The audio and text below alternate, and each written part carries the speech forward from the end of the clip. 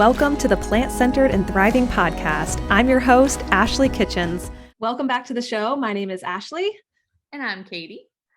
And today, this is part 2 of a 3-part series that we are doing that's centered around basically an empowering message that is anti-diet culture or anti the type of messaging that we hear before summer. So if you're listening to this and you haven't listened to the first episode, which was last week, I would highly recommend doing so because they're going to be tied in together.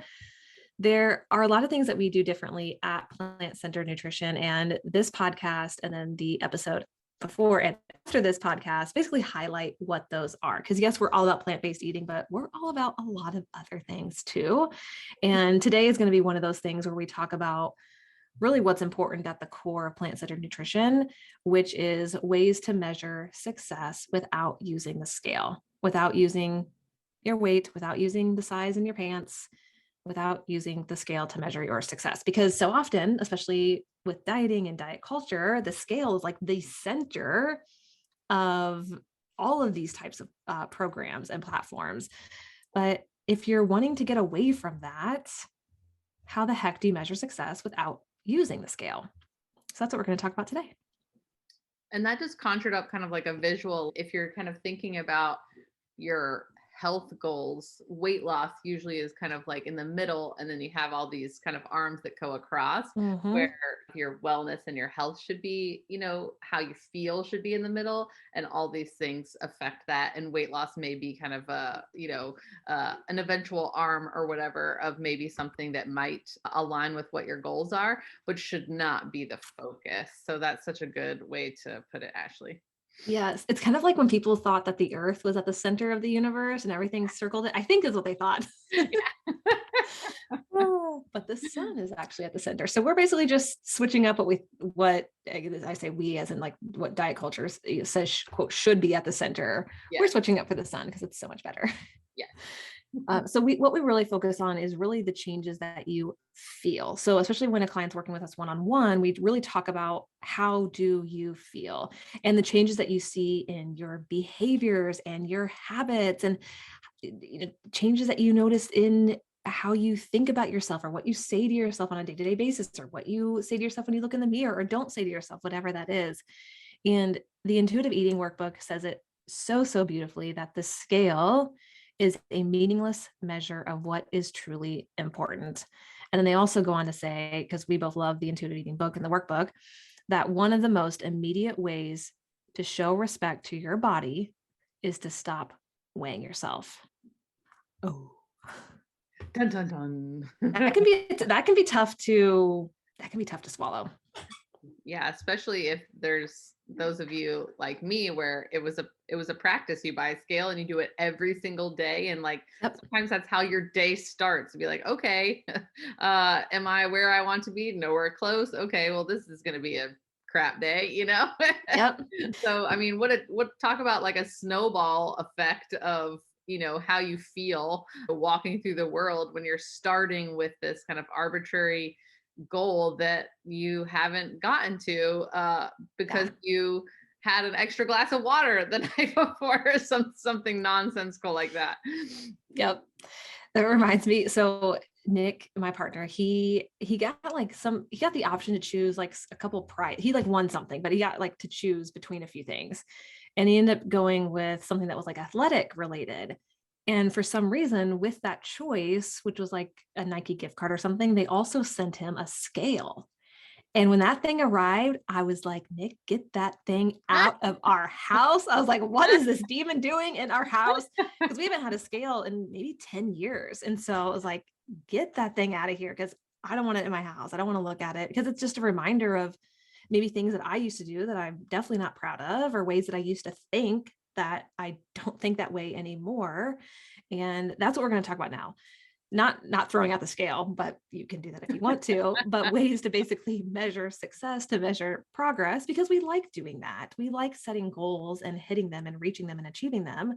But how can you do that without using the scale? And that's what we're going to talk about here. We're going to list off 10 things that you can utilize in your day-to-day practice to help empower you and uplift you on your journey. So what we would recommend is out of these 10 things that we list, choose a couple that resonate specifically with you and start working on those. Start measuring your progress, your success with those specific things. So if you're driving, don't write them down, but keep a mental note in your head. If you're not driving and you can write them down, write a couple of them down that you can use later on this week. So before we even get to those, a common thing that we hear from people that we're just talking to, or even clients, or even things that we used to think ourselves is, well, if I don't have a scale, I'm afraid that I'm going to gain a bunch of weight without it, or it holds me accountable.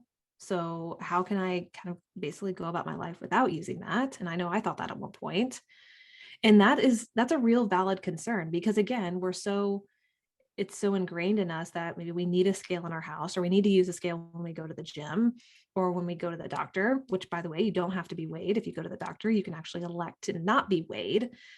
And we work through these things with our clients, and we lean heavily into these non-scale victories. And we had a list of a lot, and we narrowed them down to 10.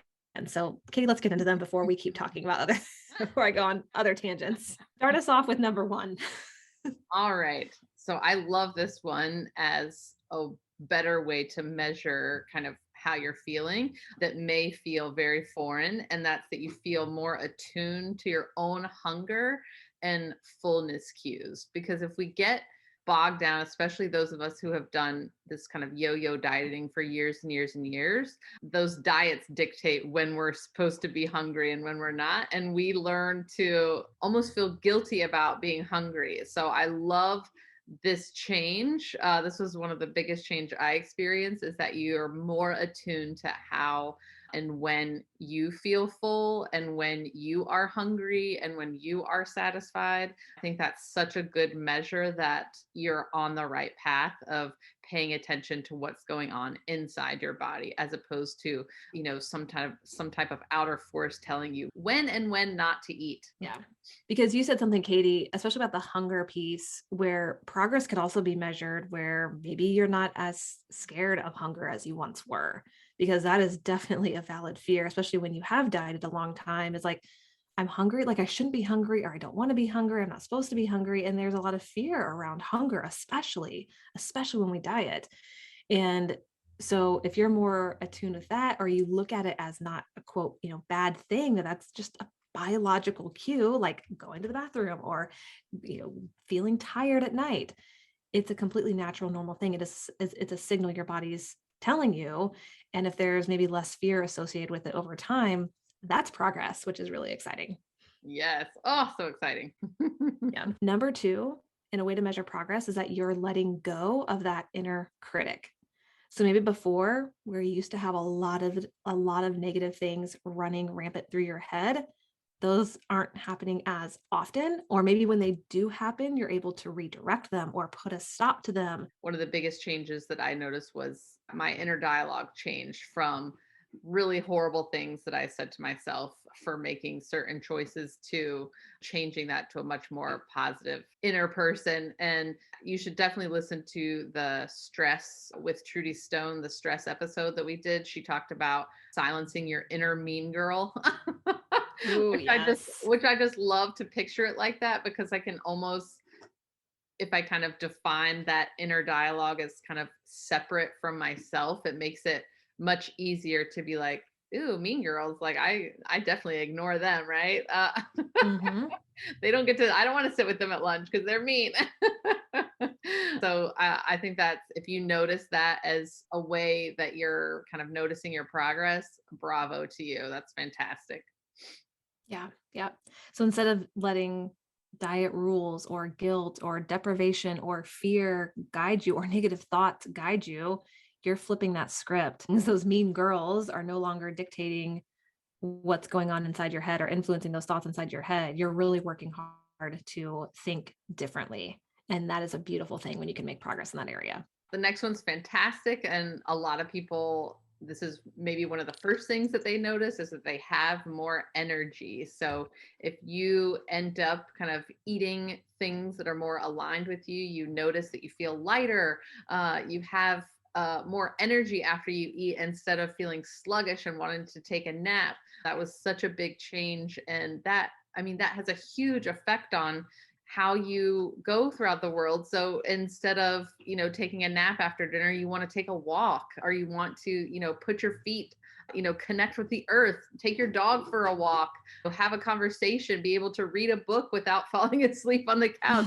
all those things, depending on your lifestyle, you can enjoy the things that you like to do with all of that extra energy that you haven't had before. And I think it's such a big change because I always say this: you don't know how tired and sluggish you feel until you start to feel better. And so it's like, whoa, this is what you're supposed to feel like after dinner?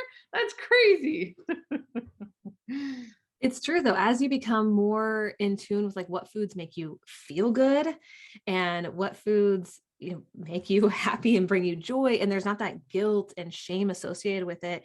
And when you're more in tune, like we said, number one, with your hunger and your fullness, so you're optimally giving your body what it needs, those energy levels, I mean, that is definitely a great byproduct of all this other work that you're doing. So noticing you having more energy is definitely a way to measure progress. Mm-hmm. The fourth thing, you're able to find new ways to cope with your emotions. And the reason we wanted to talk about this one is because when we're working with clients one-on-one specifically on intuitive eating, and again, this comes from Katie and I's own history and the work that we've done on ourselves and the work we do with our clients, is we're not always turning to food to cope with our emotions. And we always talk about the goal is to never not use food to cope with emotions, because emotions are heavily tied into food. It's a natural human tendency. That's what food is. So when food is no longer your number one coping mechanism and you're making progress in fulfilling your needs and your emotions in other ways, and we talk about this in the intuitive eating books, talk about this as well, when you're doing things that are like practicing gratitude. So kind of like what we talked about with number two, where you're shifting your thoughts as best as possible, or you're doing forms of self-care that bring you joy. And self-care doesn't have to look like bubble baths and massages. It could really be anything. It could be taking a 10-minute walk. It could be taking 5 minutes to read a couple pages in a novel that you really enjoy. It could be painting your fingernails, whatever it is, shaving your legs, whatever it is that you want to do to help bring you joy, to help take care of yourself, that doesn't always involve food. A lot of times it's just taking the time to identify that you're having emotions and just taking a breath and saying, okay, what do I really want in this moment? So if you're able to do that, and that's different from decades of what you did before, I mean, celebrate the crap out of that. That's amazing, and a huge, huge barometer of progress. So when you are stressed, sad, anxious, bored, overwhelmed, whatever it is, the idea is that you're progressing and using coping mechanisms that truly do help you. That you have this like toolbox that you're able to go to help you through some of these feelings. Yeah. Because guess what? Those feelings are never going to go away because we're human and it's part of life. Yep. Unfortunately. Yeah. Number 5, I love this one too. They're all so good. Is that you're eating more mindfully. So we've talked about this tons of times where we're all busy. Sometimes we're just sitting, we're scarfing. We don't even know what we ate. We're taking a minute to 2 minutes to kind of just get through it. It's just, eating mealtime. It's just on our to-do list, and we're just trying to get to the next thing. Where if we're taking our time, if you're noticing that you can appreciate the food, practice gratitude and where that food came from, actually tasting the food, smelling it, looking at it, enjoying it, and choosing those foods, like we said in the previous one, more mindfully, where we're like, okay, what do I really want to eat in this moment? Choosing it with an intuitive mindset in mind, where you're taking your time and really zeroing in on what you want in that moment. You're basically eating more mindfully. You're progressing in that area. Maybe you're eating with less distractions, or maybe you're, like you said, actually taking the time to taste the food that you're eating, or taking an extra 5 minutes versus just eating in 2 minutes, whatever that looks like for you. Because again, it's going to look different for everybody, but evolving in that practice is progress. It is absolute progress. Number 6 is your view on movement shifts. And what we mean by this is maybe you're starting to enjoy movement. It's fun again. And maybe not just that, maybe you're trying new movements out that you never thought you would try before. So you're kind of challenging yourself in that way, kind of like when you were a kid and you would just go outside and play and do whatever you wanted. You're doing that. Maybe your flexibility is improving. Maybe you're actually exercising for fun and not punishment like you used to do when you were dieting. Maybe you work out or move during the day because you actually enjoy it, not because you need to quote burn calories. Maybe you can lift more weight. Whatever that looks like, maybe the idea is that your view on movement is shifting to one that just, again, we talk about alignment a lot, but it's shifting to one that feels more aligned. It feels more joyful. It feels more intuitive than something that's like militant or a punishment. It takes a lot to reprogram our brains to think about changing that mindset instead of I have to do this something and changing it to, ooh, I get to do this and it makes me feel fantastic and it's something that I look forward to. Number 7, a great way to kind of measure our progress as opposed to that scale number is a different set of numbers. So this is the only time we're going to use a different set of numbers is that you notice that your lab markers are improving. So maybe your high cholesterol is lowering.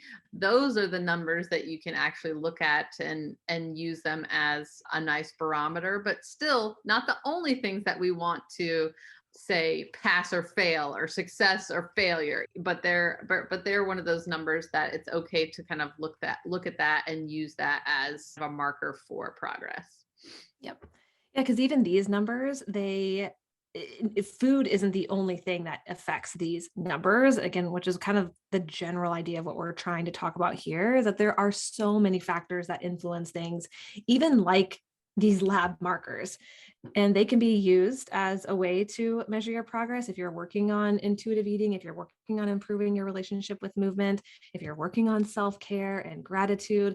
All these things could potentially lead to improving your lab markers as well. So, which can be a fun number to see change if that's what you're wanting to do. Number 8, we have to talk about this, especially me, because I love talking about bowel movements, is that your bowel movements have improved. That could be another way to measure your progress, is that maybe your digestion is getting a little bit better. Maybe you're not having as much bloating because you're paying attention to what you're eating and what makes you feel good and what makes your stomach, uncomfortable and what doesn't. So that could be a way to measure your success as well, as maybe you're going to the bathroom more regularly, or maybe you're straining less on the toilet, or maybe you had loose stools a lot and those aren't happening as much, or maybe you would get really bloated after eating certain foods, but you're like, oh, I know what those are now, and so I can adapt and adjust, and my bloating isn't happening as often. All those great things that can come with, again, just being a bit more intuitive. Yeah, actually definitely helped me with this. Like I would get a stomach ache almost every time I ate. You don't really know how much that's affecting you until you start to feel better. We laugh about it and joke about it because it's kind of silly because we're talking about poop, but but it's serious. I mean, that is really life-changing stuff. So for some of us, that is a huge improvement and was a way better byproduct than weight loss. So number 9 is your sleeping improves. Oh, what a good one. And it has such a huge effect on so many aspects of our life. And I say that speaking, this is another big change that I saw. This is a good reminder of like all the progress that I've made. So it's good for me too. I used to work really late and would end up not eating all day and then having like a really heavy fatty, usually dairy infused type of meal, and then just feel absolutely miserable and toss and turn for most of the night and then rinse repeat the next day. So sleeping was a big issue because it affects so many things in our life, how our skin looks, how we feel, our energy levels, how our digestion is. It seems like a small thing, but it really like spider webs out into all the different things that it affects. So if you can sleep better, talking about quality of life improvement, such a big one. Yeah, it really is. And it's interesting because all of these things, they're all different. They're all unique in ways to measure progress, but they're also all Yes. kind of intertwined. Yes. They all tie together in some shape or fashion. Yeah. So to summarize everything, number 10 is you have more confidence. So as you start working on teaching the diet culture messaging, improving your relationship with food, your body image, your self-worth, working on gratitude and self-care, you'll feel more confident. When those negative thoughts running amok in your head, you'll feel more confident. When you're working on these things, the confidence level just it increases. You can't help it. And that's part of progress as well, is the confidence will basically just filter out into how you act in relationships at your job, with your family, with your friends, and daily interactions when you go to a restaurant or at the grocery store. It makes a difference. And people notice that. And most importantly, you'll notice that. You'll notice that improvement in your confidence level in yourself and your decision making and so many things that can be just so incredibly impactful.